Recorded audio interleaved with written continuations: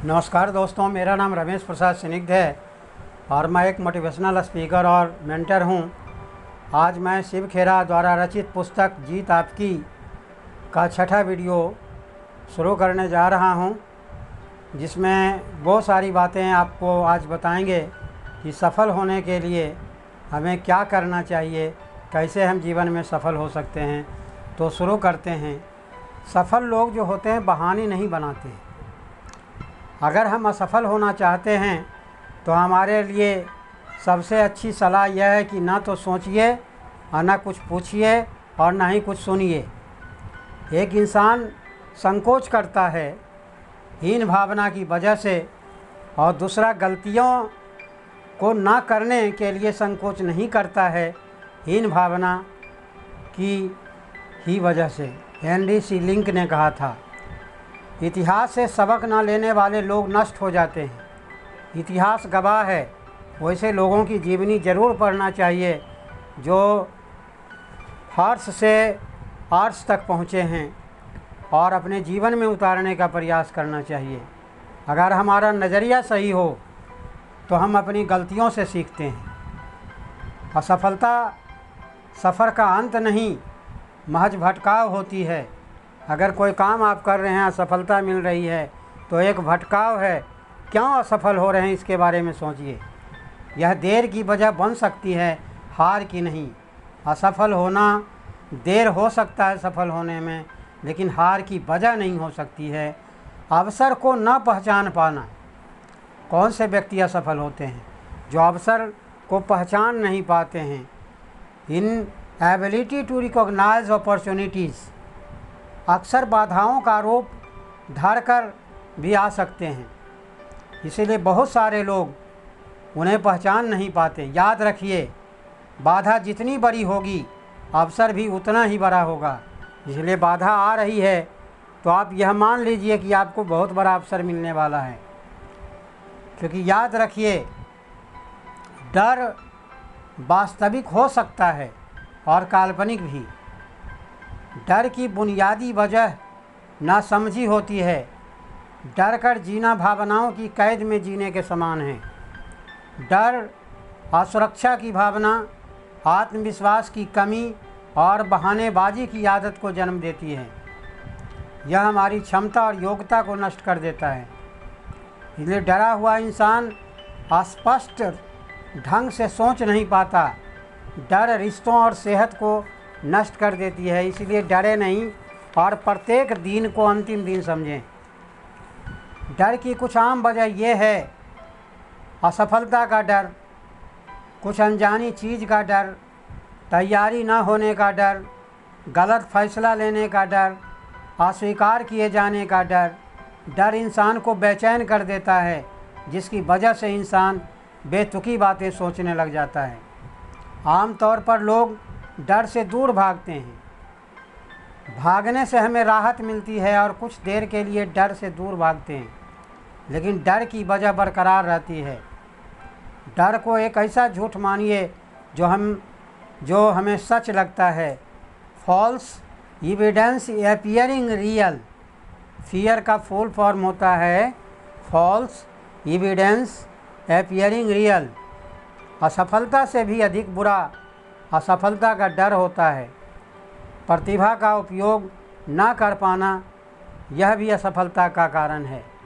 Albert Einstein बहुत बड़े scientist हुए थे, जिन्होंने सापेक्षिकता का सिद्धांत का जो फार्मूला E=mc² है उनका दिया हुआ है, का कहना था, मुझे लगता है कि मैंने ज़िंदगी में अपनी केवल 25% बौद्धिक क्षमता का उपयोग किया है।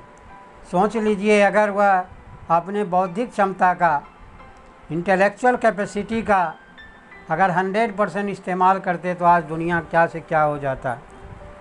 आज संसार में बहुत सारे लोग हैं जो अपने मस्तिष्क का मात्र 10 से 15% ही प्रयोग कर पाते हैं।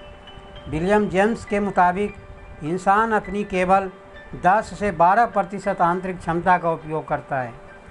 ज़िंदगी में सबसे दुखद शब्द ये होते हैं, मुझे यह करना चाहिए था। कोई भी काम को चाहिए में लगाना, यह भी असफल होने का बहुत बड़ा मूल मंत्र है। इसलिए चाहिए में मत लगाइए, मुझे करना है, करना चाहिए ये नहीं बोलना है। किसी ने एक बुजुर्ग आदमी से पूछा कि ज़िंदगी का सबसे बड़ा बोझ क्या है। बुजुर्ग ने बड़ी ही दुखी आवाज़ में जवाब दिया, ढोने के लिए कोई बोझ न होना, यही सबसे बड़ा ज़िंदगी का बोझ है। इसीलिए जिम्मेवारी से मत भागिए, जिम्मेवारी लीजिए, उसको निर्वाह करने का प्रयास कीजिए। आपको ज़िंदगी में यह चुनाव करना है कि आप अनुशासन की कीमत चुकाएंगे या अफसोस की।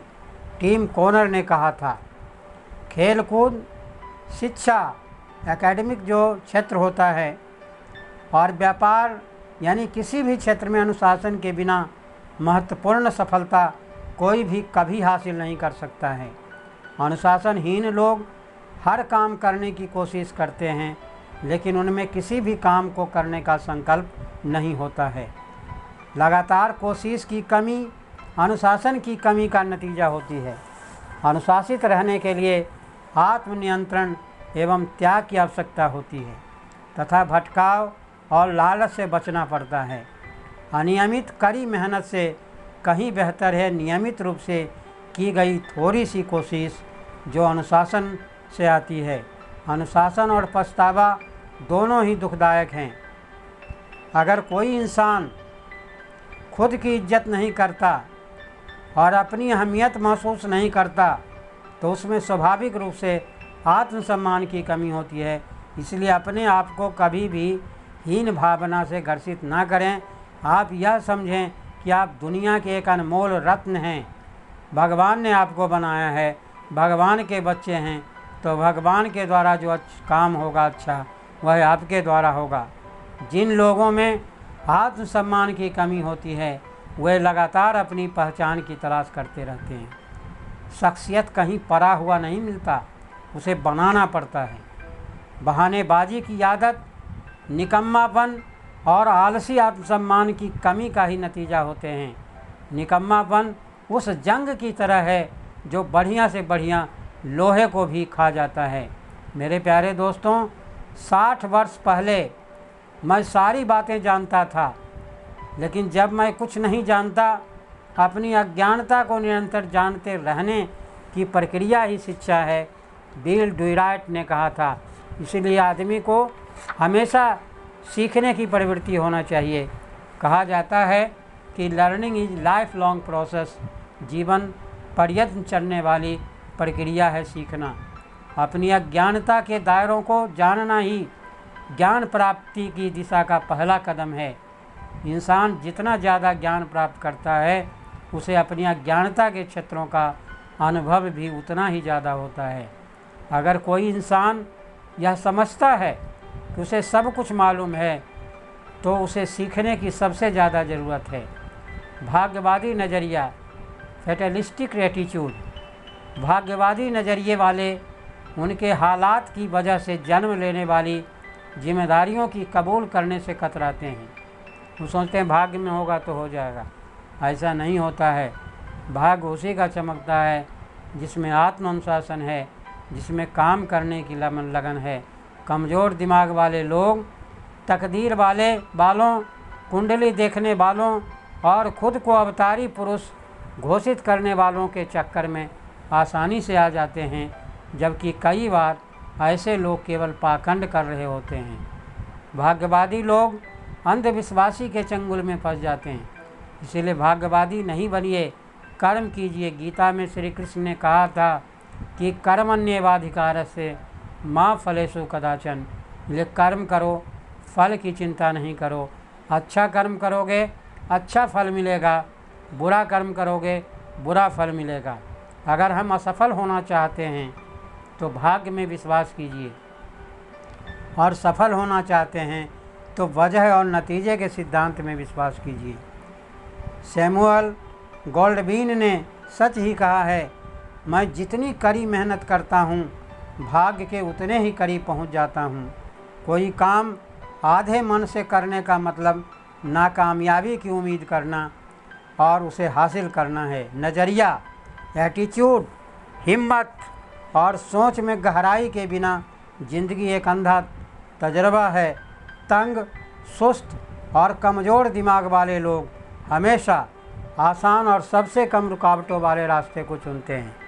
15 सेकंड तक अपनी क्षमता प्रदर्शित करने के लिए खिलाड़ी 15 साल तक अभ्यास करते हैं। हारने वाले सोचते हैं कि ज़िंदगी ने उसके साथ नाइंसाफ़ी की है। जीतने वालों की तकलीफ़ बर्दाश्त करने की शक्ति बढ़ जाती है, क्योंकि उसकी मेहनत सिर्फ खेल में प्रदर्शन करने तक सीमित न रहकर उसके चरित्र को भी ऊंचा उठाती है। भाग उनकी मदद करता है जो अपनी मदद खुद करते हैं। किस्मत लायक लोगों पर मेहरबान होते हैं। उसने सारा दिन काम किया और सारी रात काम किया। उसने खेलना छोड़ा और मौज मस्ती छोड़ी। उसने ज्ञान के ग्रंथ पढ़े और नई बातें सीखी। वह आगे बढ़ता गया, पाने के लिए सफलता जारी। जरा सी दिल में विश्वास और हिम्मत लिए वह आगे बढ़ा, और जब वह सफल हुआ लोगों ने उसे भाग्यशाली कहा। नंबर 19 है उद्देश्य की कमी, लैक ऑफ पर्पस। अज्ञात महान मस्तिष्कों में उद्देश्य होते हैं। अन्य लोगों के पास केवल इच्छाएं होती है। इच्छा मत रखिए, सिर्फ उद्देश्य के साथ इच्छा रखिए। वाशिंगटन इरविंग ने कहा था। इच्छा शक्ति के बल पर ही लकवे की शिकार विल्मा रुडोल्फ 1960 की ओलंपिक दौड़ में सबसे तेज़ दौड़कर सोने का 3 तमगे हासिल किए थे। आप लोग इसकी कहानी सुने होंगे। इससे हमें प्रेरणा लेनी चाहिए कि अगर इच्छा शक्ति प्रबल हो तो विकलांग होना कोई मायने नहीं रखता है। आप एक हमारे इंडिया के ही सुने होंगे जो पर्वत शिखर पर पहुंची थी और उसका दोनों पैर जो है कट गया था ट्रेन एक्सीडेंट में। उसके बावजूद भी वह शिखर पर पहुंची।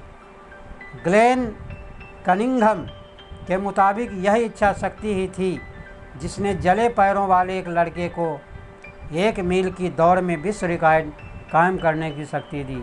नकली टांग था, एक दूसरा भी नकली था। उसके बावजूद भी चूँकि पैर जल गया था, जिसके वजह से नकली टांग लगा करके और उन्होंने ओलंपिक में गोल्ड मेडल लिया था। मेरे प्यारे दोस्तों, जब लोग उद्देश्यहीन और दिशाहीन होते हैं तो उन्हें कोई अवसर नहीं दिखाई देता। चरित्र की बुनियाद पर ही हर चीज़ टिकी होती है, यह टिकाऊ होता है। सफल लोग चमत्कार घटित होने या कोई काम आसानी से हो जाने की आशा नहीं करते हैं। वे तो मेहनत करते हैं और प्रयास करते हैं। प्रार्थनाएं तभी स्वीकार की जाती है जब साहस के साथ काम किया जाए। साहस के बिना चरित्र, निष्ठा या न्यायप्रियता बेअसर होता है। दूसरी ओर चरित्र के बिना साहस जुल्म का रूप ले लेता है। सफलता पाना केक बनाने की तरह है। अगर हमारे पास सही नुस्खा ना हो तो हमको कामयाबी नहीं मिलेगी। सफलता हासिल करने के लिए कुछ सबक है, इसको जीवन में उतारने का प्रयास कीजिएगा, आप ज़रूर सफल होंगे, ये मेरा दावा है। हारने के लिए नहीं बल्कि जीतने के लिए खेलें। दूसरों की गलतियों से सीखें। ऊंचे चरित्र वाले लोगों से संबंध रखें। जितना पाते हैं उससे अधिक दें। बिना कुछ दिए कुछ पाने की उम्मीद ना रखें। हमेशा दूर की सोचें। अपने मजबूत पहलुओं को जानें और उनकी बुनियाद पर अपना विकास करें। फैसला लेते समय हमेशा हालात की व्यापक तस्वीर को ध्यान में रखें। अपनी सच्चाई के साथ कभी समझौता ना करें। इंतज़ार करने वाले को अच्छी चीज़ें मिलती है, पर केवल ऐसी चीज़ें ही मिलती है जिन्हें कोशिश करने वाले छोड़ देते हैं। या अब्राहम लिंकन कहे थे, जो अमेरिका के राष्ट्रपति, उनके जीवन भी बड़ा ही प्रेरणादायी जीवन रहा है। बहुत ही संघर्ष के बाद वह अमेरिका के राष्ट्रपति बने थे। मैं 2 बातों में यकीन रखता हूँ। ज़्यादातर लोग अच्छे होते हैं पर वे और अच्छे बन सकते हैं। ज़्यादातर लोग यह जानते हैं कि उन्हें अपनी ज़िंदगी को बेहतर बनाने के लिए क्या करना चाहिए। सबसे शक्तिशाली प्रेरणा हमारे अपने विश्वासों से जन्म लेती है। जब हम अपने कार्य और व्यवहार की जिम्मेदारी स्वीकार करने लगते हैं तो ज़िंदगी के बारे में हमारा नज़रिया बेहतर हो जाता है। शारीरिक ज़रूरतें, फिजिकल नीड्स पूरी हो जाने के बाद व्यक्ति की भावनात्मक ज़रूरतें ज़्यादा शक्तिशाली प्रेरणा बन जाती है। अगर हानि से लाभ ज़्यादा है तो वह प्रेरणा बन जाएगा। प्रेरणा एक ऐसी प्रेरक शक्ति है जो हमारे काम या भावनाओं में जोश पैदा करती है। इसीलिए हमेशा प्रेरित रहने का प्रयास करिए। प्रेरित करने का मतलब होता है जोश और जज्बा पैदा करना। प्रेरणा बहुत शक्तिशाली है। प्रेरित होने के लिए अच्छी अच्छी किताबें पढ़ें, अच्छे अच्छे ज्ञानवर्धक पुस्तकें पढ़ें, अच्छे अच्छे प्रवचन सुनें, अच्छी अच्छी बातें सीखें। प्रेरणा किसी भी काम को करने की वजह मानी जा सकती है। यह एक ऐसी ताकत है जो हमारी ज़िंदगी बदल सकती है। प्रेरणा हमारे जीवन की प्रेरक शक्ति होती है। इसका जन्म सफल होने की इच्छा से होता है। सफलता के बिना ज़िंदगी में ना तो इज्जत मिलती है, ना ही घर या दफ्तर में आनंद और उत्तेजना का माहौल बन पाता है। प्रेरणा की सबसे बड़ी दुश्मन आत्मसंतुष्टि है। इसीलिए आत्मसंतुष्ट होना नहीं चाहिए आदमी को। आत्मसंतुष्ट व्यक्ति कोशिश नहीं करता है। आत्मसंतुष्ट लोग विकास भी नहीं कर पाते, क्योंकि उन्हें ज़िंदगी की ज़रूरतों का एहसास ही नहीं हो पाता है। कहा जाता है कि संतोषम परम सुखम। वह पहली बात थी, यार अगर तुम ज़्यादा पैसा कमाते हो तो गरीबों को दान दो, उन लोगों को मदद करो जिनको आपके पैसे की ज़रूरत है। जब आदमी की सोच बदलती है तो उसका इजहार उसके व्यवहार में होता है। हम जब खुद को अपने जीवन और व्यवहार के लिए जिम्मेदार मानने लगते हैं तो ज़िंदगी के बारे में हमारे नज़रिए में बेहतरी लाने वाला बदलाव लगता है। प्रेरणा आग की तरह होती है। यदि हम उसमें ईंधन डालना बंद कर देंगे तो वह बुझ जाएगी। इसीलिए प्रेरणा हमेशा प्रेरित होते रहिए, चाहे अच्छी पुस्तकें पढ़ करके, अच्छा वीडियो देख करके। आजकल सोशल मीडिया इतना एक्टिव है, बहुत से लोगों का जीवन आसानी से बदल रहा है और दुनिया तरक्की कर रही है।